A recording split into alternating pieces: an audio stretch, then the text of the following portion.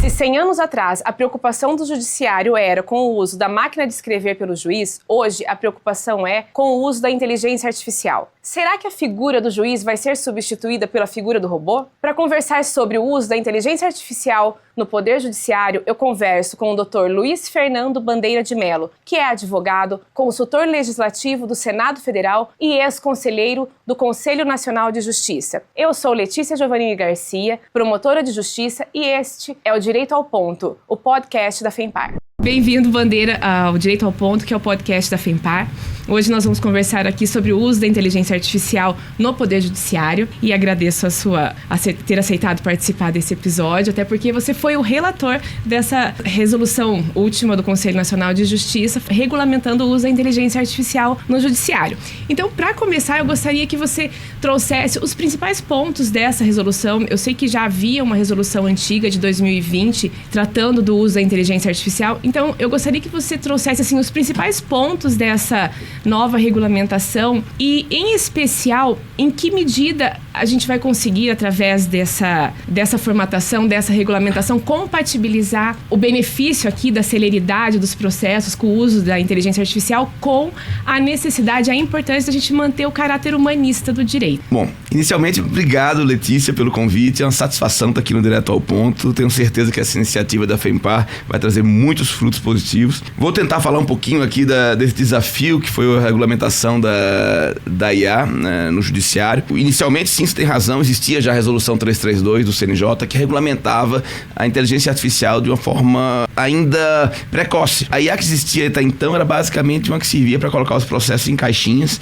né, e ajudar o magistrado a entender se era caso de aplicar uma súmula, enunciado, para categorizar aquele processo. Com o surgimento da IA generativa em novembro de 22, com o ChatGPT, a gente precisou revisar urgentemente aquela resolução vigente. E aí o ministro Barroso, ainda no início de sua gestão, criou um grupo de trabalho de 30 especialistas na área, me deu essa função de coordenação, mas foi essencialmente um trabalho coletivo. E durante um ano, né, trabalhamos na construção de como deveria ser essa regulamentação. Porque o danado não é regulamentar ou não, é como fazer para que funcione bem. Ninguém quer parar a evolução da inteligência artificial, mas ninguém quer abrir mão também de um instrumento espetacular para combater o principal problema, né, apontado pela sociedade em geral do judiciário, que é a morosidade. Então, o desafio era conseguir regulamentar isso, mas com uma premissa fundamental: ninguém vai ser julgado por robô.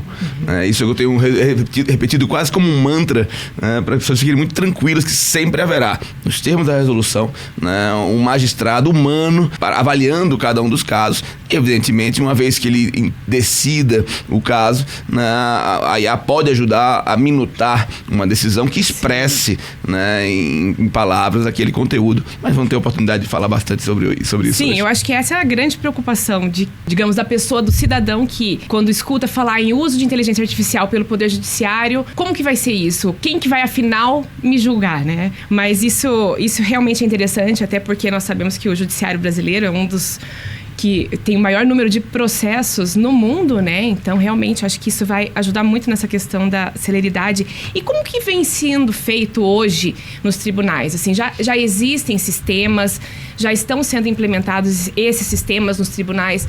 São sistemas internos? Como que é feito isso na prática? Como está sendo implementado hoje? Vamos lá. Os tribunais já têm alguns sistemas de IA funcionando. O STJ tem o Atos funcionando já há algum tempo, né? O próprio STF acabou de lançar o Maria, que é um sistema também de resumo, de síntese processual, né? E havia outros já, Rafa, Vitor, etc. Cada um busca um nome que tente representar um pouco a sua abordagem. Mas até então o que nós tínhamos, como falei, eram IAs para classificar processos. Sim. E agora nós já temos tribunais desenvolvendo, né, sistemas usando IA generativa, que eles ajudam a produzir, né, a minuta de uma decisão, mas também ajudam a orientar a condução do processo. Porque você pode ter uma ferramenta de IA, por exemplo, que ajude o magistrado a conduzir uma audiência. Enquanto está desenrolando, tomando testemunha, ela vai reduzindo a termo, fazendo a ata já da audiência, e na terceira ou quarta testemunha que o juiz ouve, o sistema pode indicar: doutor, aqui, esse testemunho está falando algo que diverge da testemunha X. E isso simultâneo? Né? Simultâneo, durante a audiência. Né? Então, isso ajuda o magistrado, né, a fazer o seu trabalho, a conduzir a audiência com mais informação. Os sistemas que estão em desenvolvimento, no entanto, são os mais surpreendentes. Eu destacaria 2 em particular. O do TJ do Rio de Janeiro e o do TRT da 4ª Região, lá no Rio Grande do Sul. O do TJ do Rio, o Assis, ele usa um motor ChatGPT internamente, e todos eles vão usar, em alguma medida, esses grandes motores. Né? Existe, né? Exato. O ChatGPT, o Gemini, o Claude, né, o Copilot da Microsoft. Porque ninguém vai desenvolver do zero um mecanismo desse que é caro e demorado para fazer.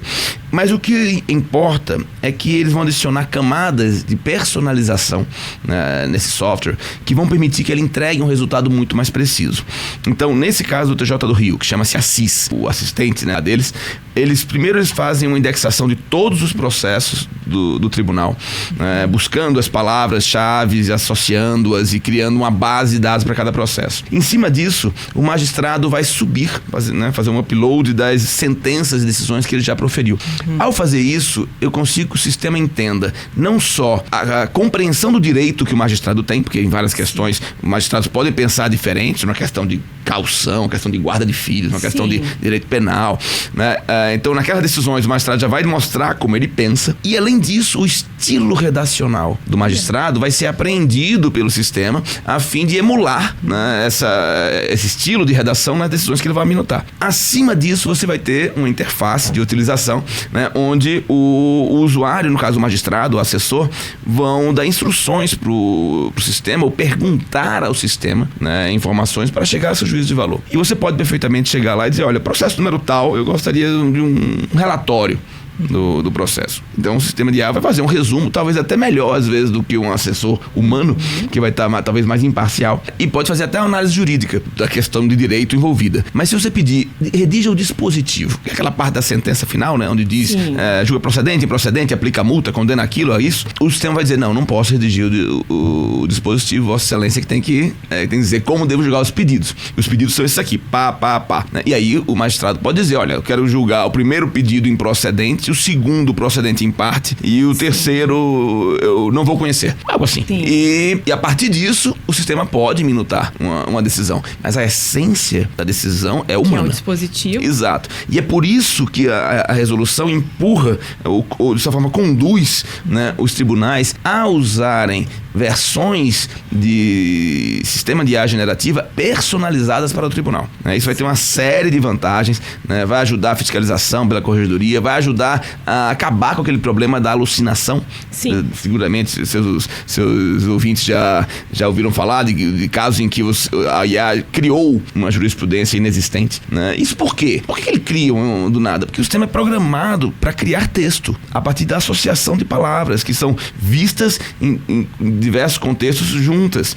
Então, mas ele gera de um poema a um roteiro turístico. Sim. Ele não foi feito para escrever decisão judicial, né? Quando você personaliza ele para uso no tribunal, eu vou dizer, na hora de citar uma jurisprudência, você vai buscar deste banco de dados aqui, esse repositório oficial. E aí você consegue evitar que o sistema crie uma alucinação, uma jurisprudência inexistente. E aí eu consigo ter muito mais qualidade no que eu vou entregar, e eu evito que os dados protegidos dos processos fiquem circulando pela internet, na nuvem. É daí que estamos direcionando, né, os tribunais a desenvolverem, personalizarem, na verdade, para uso judicial, as ferramentas de IA generativa disponíveis. Então quem vai alimentando esse sistema é o próprio tribunal, os juízes, no caso. Exato, mas o tribunal não vai criar uma IA nova, ele vai contratar a ChatGPT, o Gemini, e botar lá dentro nos seus servidores, e em cima disso adicionar camadas de personalização e de segurança, né, para evitar, por exemplo, que um juiz suba um PDF com a íntegra do processo no ChatGPT da vida, e ele fique cuspindo sentenças, né, sem os cuidados necessários, né, e sobretudo sem que um humano esteja supervisionando aquilo de perto.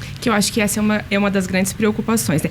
E eu acho interessante interessante porque, assim, quando a gente fala em qualquer tema que diz respeito ao judiciário, a gente está pensando que qual que é a função do judiciário? É decidir o futuro, decidir a vida das pessoas, ou seja, o destinatário é a população. E a população, nem sempre, na maior parte das vezes, não entende temáticas jurídicas, que dirá esses temas que dizem respeito à informática. A gente que é da área do direito, pra gente já é difícil entender essas temáticas, conceitos, interface, IA generativa. O que é a IA generativa? Porque quem nos escuta, às vezes, é uma pessoa que não tem formação técnica na área da informática e vai ouvir o que é uma inteligência artificial generativa. Você pode explicar pra gente, fazendo um favor? Claro. A IA generativa é aquela que gera conteúdo, né? Que consegue produzir um conteúdo. Pode ser texto, que é o que a gente tem falado, né? Do ChatGPT e outras concorrentes. Mas também tem aquela IA generativa que cria imagem, que cria vídeo, né? Que transforma o seu rosto numa pessoa mais velha ou mais jovem, né? Tudo isso é generativo. Tudo isso ele cria um conteúdo a partir de associações já existentes num mega banco de dados. Quando fala mega, é mega, né? Estamos falando de trilhões de parâmetros e associações que são feitas no texto a partir de bases de dados que englobam quase toda a internet livre. Isso, evidentemente, tem uma repercussão na qualidade do texto. Se eu tenho uma base de dados que foi alimentada com texto de jornalistas, né, disponíveis em blogs, disponíveis em site de jornal, etc., eu vou ter um texto possivelmente informativo, mas com menos rigor técnico. É frequente o jornalista referir-se a uma decisão judicial como parecer do juiz. Então, se você não tiver um certo cuidado ao filtrar o produto dessa generativa, você pode trazer para dentro da decisão judicial, por exemplo, né, erros que estão na internet, né, os vieses da internet, por exemplo, né, porque imagine você que se na internet é muito comum associar um nome determinado político, né, a um determinado adjetivo, ladrão, golpista, ou o que seja, né, é natural que a IA generativa ela vai tender a associar também esses conceitos, e isso se aplica a qualquer tipo de seara, tá? Não é somente no direito, não, né? Também na tecnologia, também na música. Se você for, né, usar a IA generativa para criar música, eles vão tender a usar sequências de acordes, né, que são usadas nas músicas que estão na base de dados dela. A criatividade, o elemento criativo, né, naturalmente ele perde um pouco, né, e aí ela fundamenta-se numa compilação do que já existe na base. Mas isso é impressionante, ela faz isso com uma qualidade impressionante. E para fazer texto técnico, que não tem que ser necessariamente criativo, aliás, é até bom que ele não seja muito criativo, que ele siga um certo padrão, ela funciona muito bem. Fazer um relatório de um processo é ótimo usar IA, né? O que você tem que cuidar, né, é que essa IA generativa, né, ela não tire a essência do humano. Eu lembro bem uma poetisa alemã que disse: olha, eu não quero que a IA faça meus poemas ou pinte meus quadros, eu quero que ela lave meus pratos enquanto eu faço os poemas, né? Então a gente tem que saber o que é que a gente vai delegar a esse tipo de instrumento, que é uma ferramenta, não é para substituir o ser humano. Até porque o senso ético vem do ser humano, não vai surgir na IA. E pensando nesse ponto de vista, nessa situação, quando a gente pensa na IA utilizando uma base de dados que já vem de uma formação histórica, enfim, ela é alimentada por humanos que advêm de uma cultura, enfim. Dentro disso pode acontecer alguns vieses, e existem até alguns estudos, inclusive tem um livro muito interessante que é o Algoritmos de Destruição em Massa, que é de uma matemática americana, e ela traz muito essa questão dos vieses discriminatórios que decorrem, às vezes, do uso da inteligência artificial. Ela menciona no livro dela, dentre várias questões, o uso de um sistema norte-americano no cálculo das probabilidades de reincidência. E lá ela menciona que foi feito um estudo na qual verificou-se que algumas pessoas teriam maior probabilidade de ser identificadas como possíveis reincidentes. Por exemplo, população negra. Você consegue enxergar uma forma de controle na formatação desses algoritmos, uma forma de controle ética de como alimentar esse sistema e de como saber o que está sendo considerado ali nessa base de dados para que situações como essa sejam amenizadas, porque ali leva-se em conta até o bairro que as pessoas moram. Isso. Então, pessoas que moram em determinados bairros, como ali ocorrem costumeiramente mais crimes, então se a pessoa vem daquele bairro, pela consideração do sistema, ela teria uma probabilidade maior de reincidir do que uma pessoa que vem de um outro bairro. Perfeito. Então, isso é uma questão assim que eu acho que gera uma preocupação, principalmente quando a gente pensa no uso da inteligência artificial em pontos sensíveis da justiça, como o direito penal, o direito do processo penal. Como que você vê isso? Vamos lá.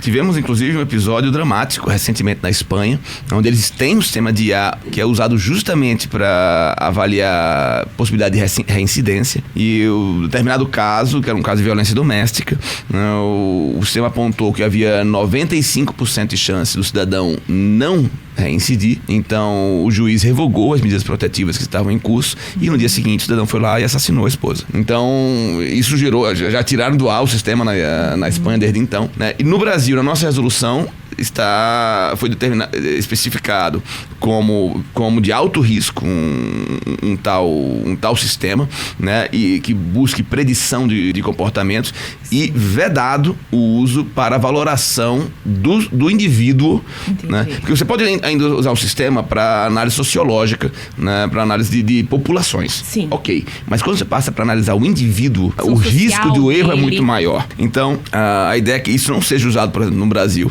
porque fatalmente, quando você trabalha, o sistema vai fazer o quê?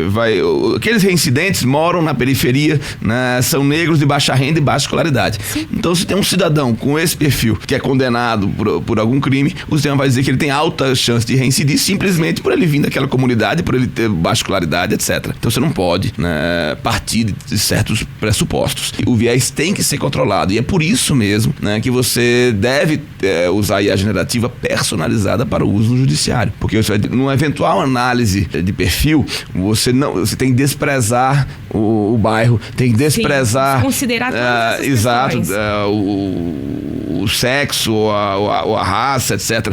Perceba, esse cuidado ele tem que ser personalizado para o uso judicial. Porque na medicina, a questão da raça ou do gênero... Ela é importante. Ela é claro, importante. Existem doenças... Claro, o câncer de pele, claro, sabe-se que ele tem uma chance de reincidência, né, muito maior na pele alva, na pele branca, né, do que na pele parda.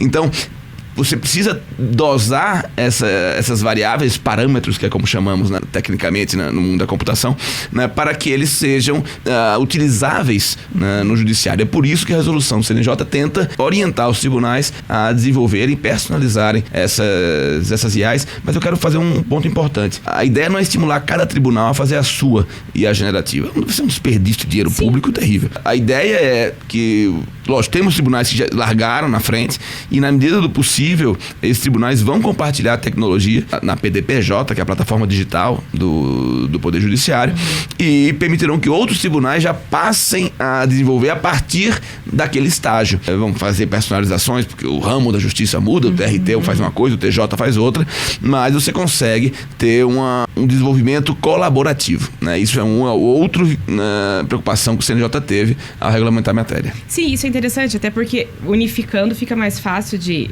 desenvolver esses sistemas. E também nós temos que o TRT, a Justiça do Trabalho, ela não trata da liberdade. Então, ela vai ter um enfoque um pouco distinto. Mas dentro dessa preocupação, essas decisões que decorram, que haja o auxílio da inteligência artificial, porque ela não decorre propriamente a decisão, né? Como você já mencionou, não é a parte dispositiva, aquilo eu condeno ou eu absolvo determinada pessoa, enfim, aqui a decisão final não decorre da inteligência artificial, é mais a questão de análise de provas, o auxílio. É um assistente robotizado, basicamente. Dentro disso, as decisões que haja essa utilização, vai existir algum tipo de rotulagem? O advogado, quando ele entra na decisão para ele recorrer, ele vai ter como saber se aquela decisão houve o auxílio da inteligência artificial? Uma excelente pergunta, Letícia. Quando nós estávamos no processo, né, de redação da primeira minuta da resolução, nós fizemos uma pesquisa de opinião, né, de uso no judiciário, né, da IA que já existia, dessa IA comercial que já existe, e também fizemos 3 dias de audiência pública. Nós divulgamos um primeiro texto, né, de resolução e abrimos para ouvir. Ouvimos gente especialista de 7 países diferentes, ouvimos 64 3 pessoas que foram, né, trazer suas contribuições por escrito ou oralmente. E um dos pontos que mais chamou a atenção das associações de magistratura foi justamente esse. Naquela primeira minuta, né, nós prevíamos a rotulagem na decisão. Tipo, essa decisão foi elaborada com auxílio de inteligência artificial. E eu me recordo, inclusive, um magistrado paranaense que trouxe, poxa, Bandeira, mas eu uso o Word há anos e nunca escrevi na minha decisão. Ele foi elaborado com o auxílio do Word ou elaborado pelo assessor fulano de tal. De forma que, se ela é uma ferramenta e eu assumo responsabilidade na hora que eu assino, claro, ela é minha. Agora, se eu usei um banco de jurisprudência, se eu peguei uma minuta de um assessor, se eu eventualmente usei um modelo que está disponível no banco de dados, isso não invalida a qualidade do meu trabalho. E discutiu-se isso e chegamos à conclusão que, de fato, não era necessária a rotulagem na decisão, até para não enfraquecer o próprio judiciário, né? Porque começar a ter uma discussão, recurso baseado exclusivamente no fato da decisão ter sido feita com auxílio de... Mas uma das preocupações que tivemos ao recomendar que haja soluções personalizadas para o judiciário é que no sistema eu terei a informação, né, de que aquele processo foi elaborado com o uso de IA. E aí essa rotulagem existirá internamente no sistema, para uso da corregedoria. Porque se a corregedoria começa a verificar que determinado juiz, às vésperas de uma visitinha, uma correição, começa a produzir decisões em série, né, com o uso de IA, aí você tem condição de verificar, peraí, o que a IA propôs foi isso aqui, o que saiu foi o quê? Foi a mesma coisa? Então o juiz não está nem revisando a decisão, né? Então eu tenho elemento para controlar a atividade do juiz. Então é interessante ter uma rotulagem interna, mas não necessariamente expressa no documento. Se surgir, né, indícios de mau uso, eu terei como investigar, terei até como punir, né? Mas essa rotulagem existirá, como disse, internamente no sistema. Sim, que eu imagino mais, assim, sobre o olhar da defesa, o advogado, pensando numa possibilidade, de repente, de como avaliar se aquelas provas, como foram analisadas aquelas provas, enfim, prova pericial, o que foi levado em consideração, se até mesmo para que o advogado avalie a possibilidade de uma auditoria independente, pensando nesse ponto de vista, não o ponto de vista interno, funcional, de responsabilidade. Até porque o juiz, ele é responsável pelo que ele assina, independente de quem minutou, claro, quem não minutou, existe essa responsabilidade. Deixa eu falar um pouquinho sobre isso. Nos Estados Unidos, a principal trabalho do advogado é conseguir buscar no seu processo a aderência ou a divergência em relação a determinado precedente, né? Porque lá o common law como um todo ele é baseado, né, em precedentes jurisprudenciais. No Brasil não é tanto assim, mas certamente teremos agora um cuidado, um treinamento para os advogados se livrarem, porque imagine você no STJ que vai ter uma IA filtrando lá as petições e carimbando súmula 7, súmula 7, súmula 7. Para quem não é do meio jurídico, súmula 7, né, é um entendimento do STJ, né, que entende, você não pode discutir matéria de fato, matéria de prova no âmbito daquele tribunal, né? Então, quando vem um argumento na petição, não, porque ficou provado na folha tal, etc.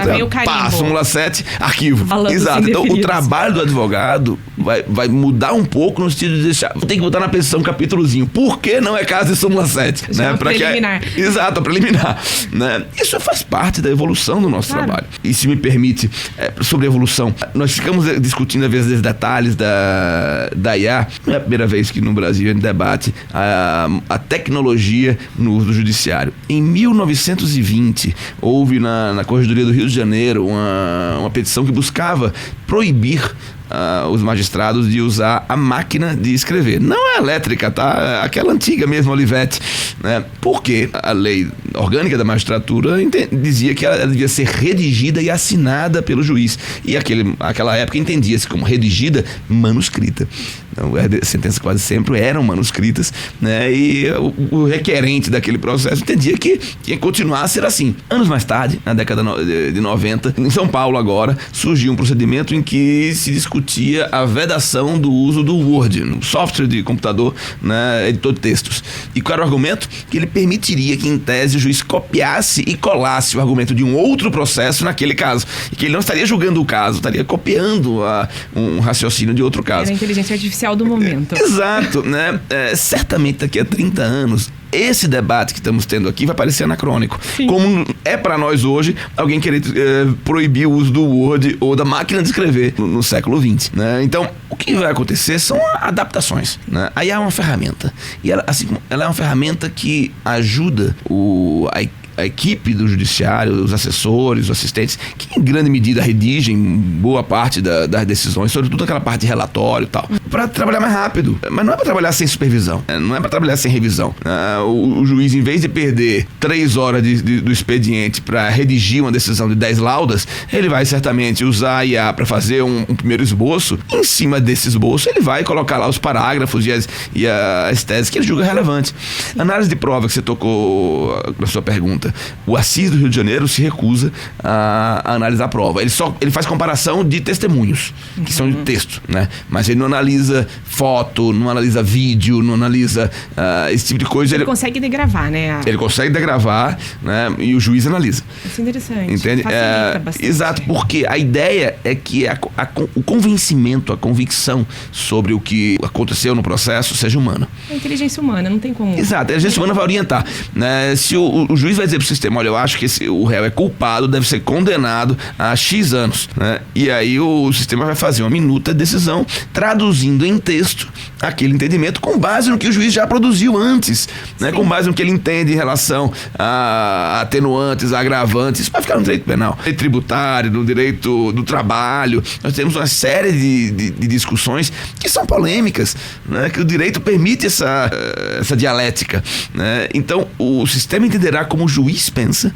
e vai minutar uma decisão naquele sentido, mas é o juiz que vai revisar e assinar aquilo ali. Sim, e não tem como ficar fora. A inteligência artificial, ela já faz parte da nossa vida, mesmo quem não atua no direito, qualquer área. Hoje você vê nossos pais, nossas mães estão ali. Essa semana inundou a internet dessas figurinhas, desses desenhos aí ficou todo mundo ali parecendo um gibi, os perfis de todo mundo. Mangai, né? Do mangai no japonês. Ficou uma loucura isso. Pai, mãe, tio, todo mundo usando. Então, todo mundo usa inteligência artificial. O judiciário, ele regulamenta, ele faz parte. A função é justamente o quê? Regular o que está acontecendo na sociedade, tratar das relações humanas. E a inteligência artificial, ela faz parte das relações humanas. E dentro dessa só pra gente finalizar aqui, existe essa resolução, a regulamentação interna, então, do Poder Judiciário, mas externa, dentro do Poder Legislativo. Você vê, já que você também advém, para além de ter sido conselheiro do Conselho Nacional de Justiça, relator dessa resolução, você também é conselheiro, consultor legislativo, é advogado, enfim. Você vê a preocupação hoje de se regulamentar a questão de inteligência artificial, enfim, todas essas questões de uma forma mais unificada, mais sistematizada pelo legislativo também? Sim, eu não vejo tanto a utilização no Poder Legislativo de IA. Mas de forma geral pela sociedade. Exato, mas a regulamentação, né, da IA na sociedade, na indústria brasileira. Sim, isso é uma preocupação presente do Legislativo, e inclusive tivemos um cuidado. Nós só votamos no âmbito do grupo de trabalho a minuta de resolução que foi encaminhada, né, para o plenário do CNJ na sequência, no dia seguinte à aprovação pelo Senado do texto do PL da inteligência artificial, né? Por quê? Queríamos fazer um trabalho alinhado com aquilo que estava saindo, né, do Congresso Nacional. Ainda o debate do PL continua no Congresso, agora na Câmara dos Deputados, né? Mas nós tivemos que entregar o trabalho do Judiciário, mas está alinhado. Eles discutem, eles dialogam na mesma estrutura de classificação de riscos, né? De providências que devem ser adotadas, de cuidados devem ser adotados para cada um daqueles riscos, no mesmo modelo também da regulamentação europeia. Mas tem polêmicas adicionais, que quando você trata da IA na sociedade em geral, na indústria, você tem cuidados, por exemplo, de direito autoral, de propriedade industrial, que a gente não se ocupou nessa IA do Judiciário. Mas um dos problemas que mais inflama o debate no Legislativo é o que fazer, como remunerar o detentor de direito autoral que produziu o material que está na base da IA. Então imagina, um Gemini, um Copilot da vida, alimentou-se de décadas de textos produzidos pelo New York Times. E o New York Times entrou com um processo contra a OpenAI, né, para discutir, olha, cadê o meu direito autoral? Estão usando os meus textos. Todo o meu material. Exato, todo o meu material para produzir esse resultado aqui. E vocês estão vendendo a assinatura para usar o software. Né? Então eu quero um pedacinho. Né? Que é a mesma discussão que nós já tivemos quando surgiu o Napster no primeiro momento, depois o Spotify. Sendo ilegal, o Spotify já com abordagem, né, legalizada, mas os detentores do direito autoral das músicas diziam, puxa, mas cadê a minha participação? E esse modelo foi evoluindo. Hoje, por exemplo, na plataforma de vídeo, né, você tem um cuidado com o direito autoral. Mesmo um pacote de assinatura que lhe dá direito a horas sem fim, né, de produção audiovisual, você tem determinados filmes e séries disponíveis em determinados aplicativos e não em outros, que estão também disponíveis num país, mas não em outro, né? Porque a discussão é essencialmente direito autoral, né? Porque aquele aplicativo comprou os direitos autorais para os Estados Unidos e Brasil, mas não para França e Alemanha. Isso faz todo sentido. Exato. É possível que cheguemos num ponto de sofisticação nisso, em que você vai poder assinar uma inteligência artificial do ChatGPT e aí vai ter um opcional lá. Olha, você quer usar a base de dados do New York Times, da The Economist, né, e de X base de dados, de outros jornais, né, do Le Monde, sei lá. Você quer, então você vai pagar aqui uns R$5 a mais para essa base de dados. Vai ficar uma IA treinada só com conteúdo do Facebook, de blogs e do que está disponível sem direito autoral na internet, então vai ser um valor X. É possível que a gente evolua para isso. Como eu disse, daqui a 30 anos essa discussão de hoje parecerá anacrônica. Sim, até porque a todo momento vai estar sempre na nossa frente, né? Esses acontecimentos, o que vai evoluindo, tudo isso vai adiante. Mas eu te agradeço e quero te parabenizar. Esse trabalho feito dentro do judiciário acaba sendo um grande marco aí dentro da atividade judiciária, e tenho certeza que vai continuar agora na tua atividade no legislativo, na advocacia. Essa é uma temática que ela não se esgota aqui, e acredito que não vá se esgotar. Antes era máquina de escrever, agora nós estamos falando de IA generativa. Daqui 2, 3 anos, isso talvez já seja uma coisa tão usual que perca até o sentido da gente estar discutindo, né? Exato. A IA funcionará como uma ferramenta. É isso que temos que pensar, né? Assim como nós temos no veículo uma série de assistentes inteligentes que evitam que você bata o veículo quando está manobrando, né? Ou que até freiam o carro, né? Em determinadas circunstâncias, né? A IA será um assistente inteligente na mão de um usuário capacitado. O grande problema é esse. Eu gostaria, talvez, se me permitir, uma capacitação. É o piloto. Isso. Quem vai pilotar a IA, que é o importante. Exato. Uma das premissas da resolução é capacitação do magistrado, para ele entender quais são os riscos envolvidos e quais são as potencialidades da ferramenta. A ideia não é, como eu disse, subir um PDF com o processo e que o sistema cuspa sentenças. Não é isso. É saber como usar aquilo ali e com cuidados de proteção de dados. Porque você, inclusive, a resolução diz, você não pode usar a IA em processo de família, por exemplo, que é sob sigilo, né? Que se você não tiver uma prévia anonimização dos dados. Né? Porque perceba, na base de dados, para o sistema funcionar, ele não precisa saber se aquela ação de divórcio é do Bandeira ou da Letícia, né? Interessa os fatos, né? Então o sistema pode e deve anonimizar previamente, né? Tirar o nome das pessoas e colocar códigos ou figurinhas ou cores, etc, o que seja, tudo, né? Que diz respeito à qualificação. Mas os fatos estão ali, e isso permite produzir uma minuta e um estudo sem expor aquelas pessoas. Por quê? Porque eu não quero na nuvem dados pessoais que estão nos processos e que o judiciário é detentor do dever, né, de zelo, de guarda desses dados. Existe uma etapa intermediária regulamentada na resolução, que é enquanto os tribunais não estiverem disponibilizando essa ferramenta personalizada, os magistrados poderão, dentro de determinadas circunstâncias, utilizar as ferramentas comerciais. E como que é feito daí? Aí tem 6 regrinhas. Pois é, tem 6 regrinhas na resolução que orientam o magistrado. Primeiro, capacitação. Vão ter que fazer um cursinho ali na escola judicial para entender como usa isso. Depois, vão ter que usar dados que sejam públicos, basicamente. Se for usar dado sigiloso, reservado, tem que anonimizar antes. Então, os tribunais vão desenvolver certamente ferramentas de anonimização dos processos, né? Depois, você tem que usar uma assinatura que não permita que o sistema seja treinado com os dados que você alimentar. Quando você usa o ChatGPT na versão free, na versão gratuita, tudo aquilo que se alimenta... Ele não memoriza. Ele pode memorizar. Se você não assina, ele pode usar os seus dados para treinar o modelo e para ir se retroalimentando, né, com o usuário. Quando você assina e paga, portanto, por aquele uso, aí ele tem uma garantia contratual de que aqueles dados serão apagados depois de 30 dias e não serão usados para treinamento do modelo. Então, para usar no judiciário, enquanto não houver o sistema no tribunal, você vai ter que usar essa ferramenta, né? Além de uma série de outros cuidados um pouquinho mais técnicos, né, que tem o intuito fundamental de proteger o judiciário e o jurisdicionado. Sim. Além do magistrado. Você imagina o escândalo de você ter na nuvem da Microsoft uma decisão judicial disponível antes do magistrado assinar, né? Então, alguns cuidados precisam ser tomados. Mas a essência de nossa preocupação é: ninguém vai ser julgado por um robô. Se eu quiser deixar uma frase para o seu espectador, seu ouvinte, em relação a este avanço, né, do judiciário, é este.